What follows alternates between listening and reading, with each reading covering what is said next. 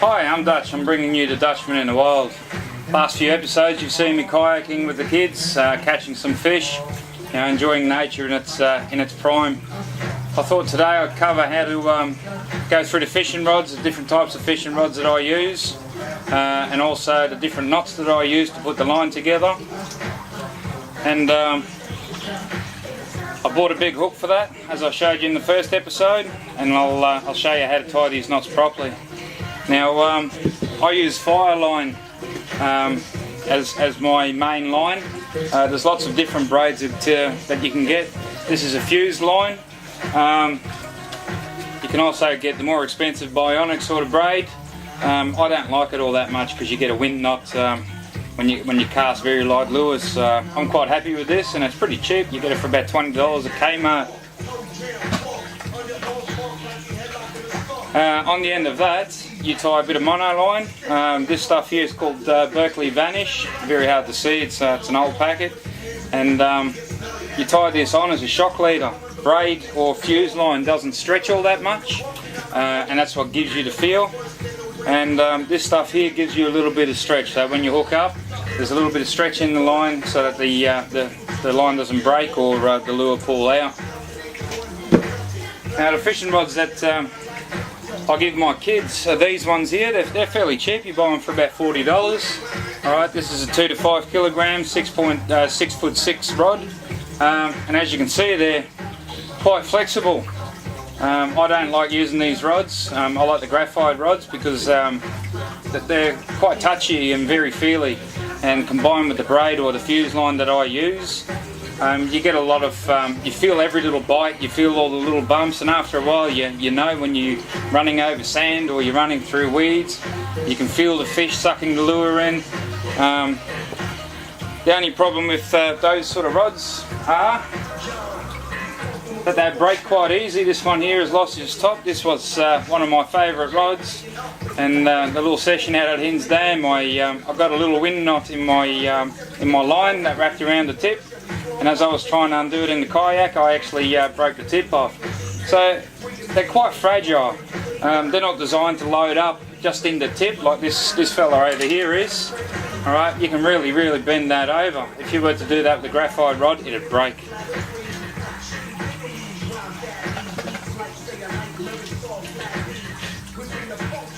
So that's the graphite rod. Alright, comes with cork handles. The cork handles are usually wrapped in plastic, and I like to take that off, and after a little while it actually starts to look like you've been using it.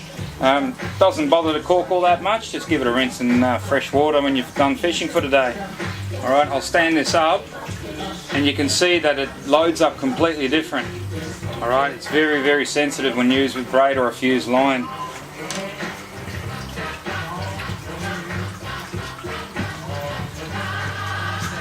So this is the fire line that I use. Like I said, it's pretty cheap. It's also extremely thin. You probably can't see it from there. I'll try and hold it in front of my shirt. 0.18 of a millimetre thick. So very thin. What I do with that before I load it up onto the rod, I throw it in a bucket of water. Alright? And what I've done here, and I'm all tied up, what I've done is I've actually wound a lot of mono line that you buy fairly cheaply as well. Try and stick to the known sort of brands, the Jarvis Walkers, the Low Stretch. It's all good stuff. Don't go for the cheapest stuff that you buy for $3 a reel. Try and spend about $10 on a spool. What I've done is I've wound 2/3 full on the spool of mono, and then I tie a tiny little knot that joins the fire line onto the mono. Okay, you can't see the knot from there, and what I'll do is I'll show you with some bigger rope and the bigger hooks on how to tie that together, but that's extremely strong. And the idea behind throwing it in the water is, number one, I can put a lot of pressure on this line so it goes on nice and tightly. Alright, and there's 125 yards on that spool, and I could be here for quite some time doing that. Alright, but you can put a lot of tension on that line, and without burning your fingers. Not only that, but it packs a lot better onto the spool when you use water.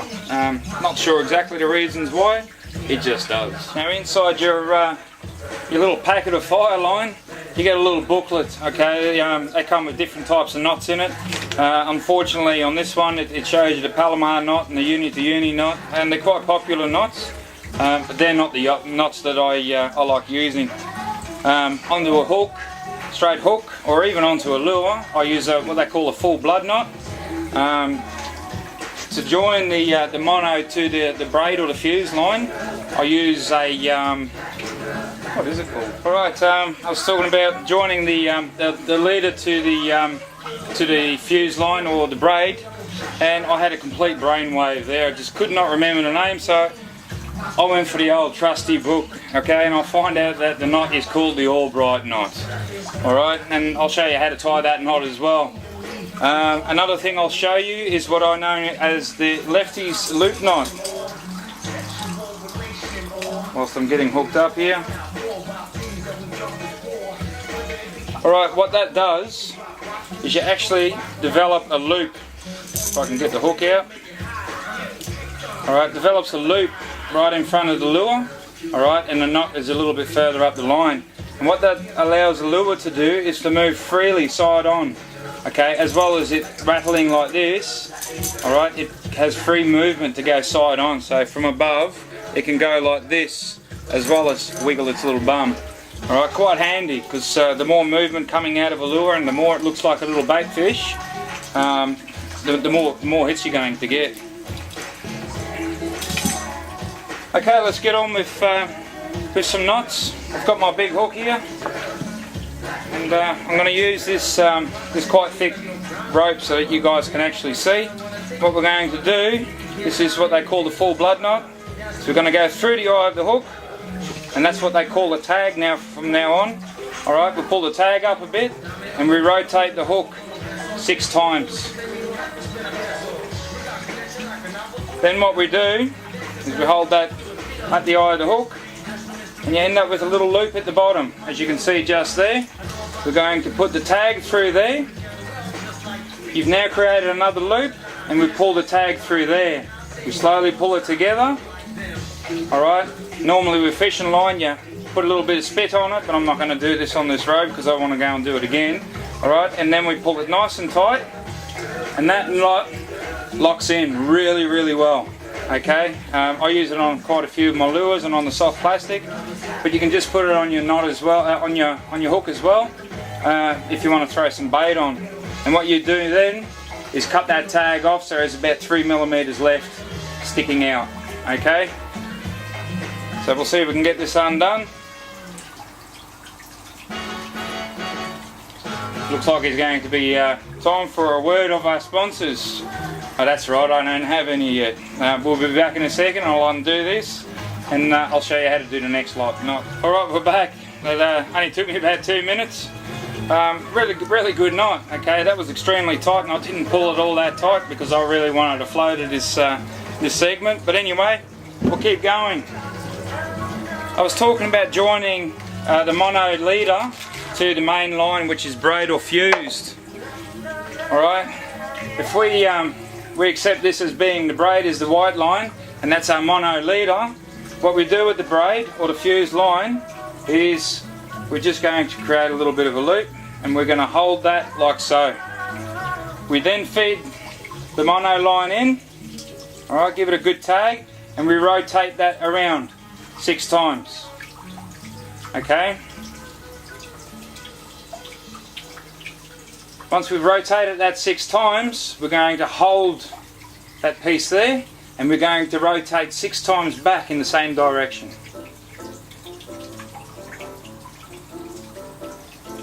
Alright, now here's the important bit. How the mono went into that loop is also the way we're going to go out of that loop. So we pull that through, like so. Okay, we grab the 2 ends, the 2 tag ends. We give it a little bit of a tug. Alright, put some spit on it. Alright, and pull it tight. Now this isn't going to roll up as nicely. Well, there we go. Alright, that's an extremely strong knot. Alright. What we're going to do here is we're going to cut that tag off, so we've got about 3mm left there and about 3mm left here. alright, and that will remain intact, not a problem at all. Mono line is a little bit thicker than the braid or the fuse line, and that really join up nicely. I'm not going to even try and undo that because that's just super tight. So I'll have to cut that. We'll be back in a second. Alright, that's the end result. That's how strong that knot is. Once again, I had to pull that pretty tight so that you can see what it was like. Alright, there's just simply no way of undoing that. Very good knot. And the next knot I want to show you is the loop knot, the lefty's loop knot that I use on my lure that I showed you a bit earlier. This fella here, so that the lure can swim from side to side as well as rattle around, giving it more action. Alright, first thing we're going to do is tie a tiny little granny knot, like so. We then get the lure, just imagine that's the lure. We're going to feed that through the eye of the lure, or in this case the hook, like so. Now what we're going to do is we're going to go through the little knot, pull that up. We're going to twist that 6 times.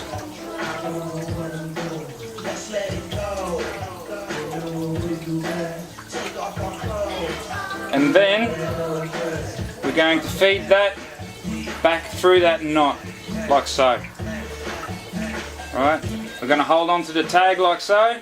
We're going to start pulling that up using a bit of spit as before. And pull that nice and tight. Now again, I'm not going to be able to undo this. And what we do is we cut that tag off. So it's about 5 mil in length. Alright, I've got this tied up pretty tightly, and that's not moving. Alright, I know it's a bit of rope there, but as you can see that knot is not slipping at all. And now we have freedom of movement within that knot to go sideways on the lure. Alright, adding more action to it. So they're 3 knots that I use regularly. The blood knot, the full blood knot, is quite a simple knot. You learn that one and you basically go fishing. You don't have to tie 2 or 3 granny knots, they just don't hold, they keep breaking really easy. Whereas those knots that I just showed you give you between 80 to 100% of the line strength. When I'm talking about line strength, the fire line that I've thrown in the water is an 8-pound line. I use a 6 or 8 pound main line. This fire line's 8-pound line. And the leader that I usually use, in case it is fluorocarbon leader, is a 10-pound. The reason they like using fluorocarbon is because it's got good stretch, but it also apparently becomes invisible underwater so that the fish can't see it. What I like to use, though I use that sometimes, is I use the platypus low stretch. 4 kilo, which is about just under 9 pound in strength.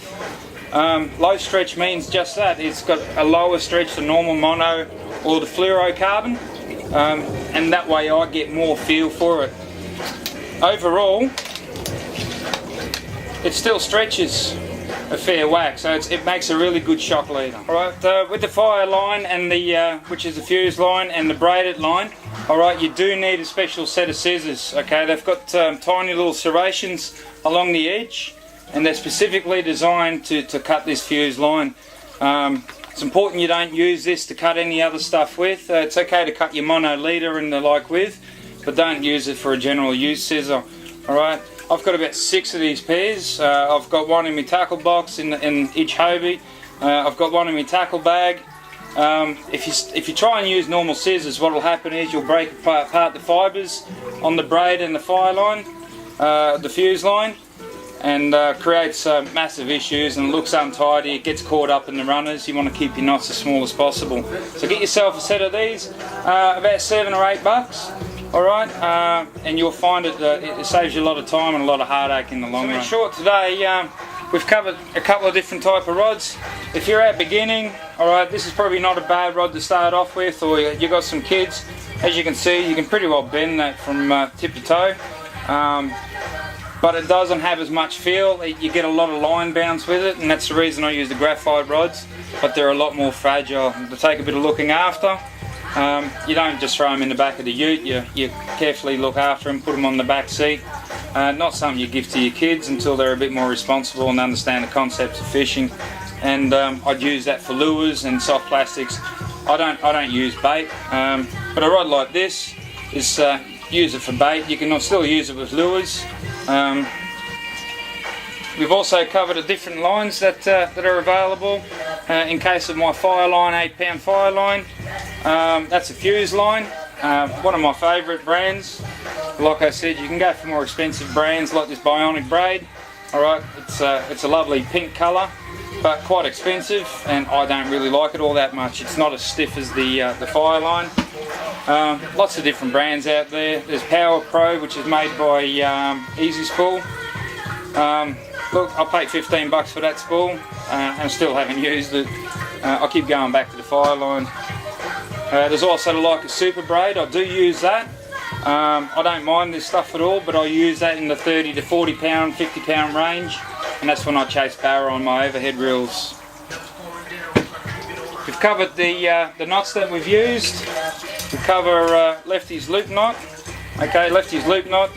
Lefty Cray was a well-renowned fly fisherman in the United States, and I'm guessing that's where he invented that knot. And it's quite a useful knot, so that we can, the lure can move left and right as well as shake us a little behind. We've also covered the full blood knot, which is the knot that you use most commonly, and we've also done the Albright knot of joining fuse line or braid line to a mono shock leader. Hopefully you guys have learned something. You might have to replay this a couple of times if you really want to learn these knots. If you guys find that you're having great difficulty with it, alright, flick me an email or get onto Facebook, let me know, and I'll see if I can put up some diagrams for you guys. If you've got any questions about any other knots, like I said, get in touch with me. I'm more than willing to help. Hopefully you learn something out of it, and you can get out there and go fishing. Alright, get out there and enjoy the wild. What are you still doing here? Why aren't you out fishing? You don't want to see this is the boring stuff. While I think of it, I'd like to thank Flick, the red-headed friendly witch, for allowing me to bring this show to you guys. Next week I've got no idea what I'm going to be bringing you. We'll see what the weather does. The weather's been pretty atrocious lately. I can't believe you're still watching this, guys. This is really boring, you know that, eh? Also I want to thank Tracy for doing all the editing. And I want to thank me for being so damn handsome. Seriously, you don't want to watch this, guys. See you next week, eh?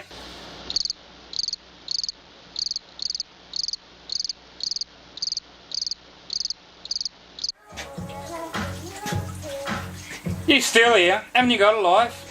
Look what I caught. Alright, that's it all wound up.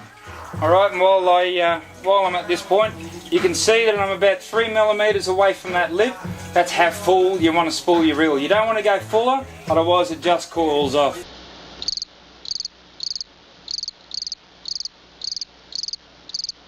Just as well, I've forgotten to show you something. Alright, when we've wrapped the braid onto the fuse line, the fire line, onto the rod, cut yourself off a piece that's about 6 foot, 1.8, say 2 meters, alright, of your leader. Use your Albright knot, connect that to the end of the fuse line. That'll be your shock leader. On the end of that is where your lure goes, or your hook goes, or whatever you're going to fish with goes. See you guys next week.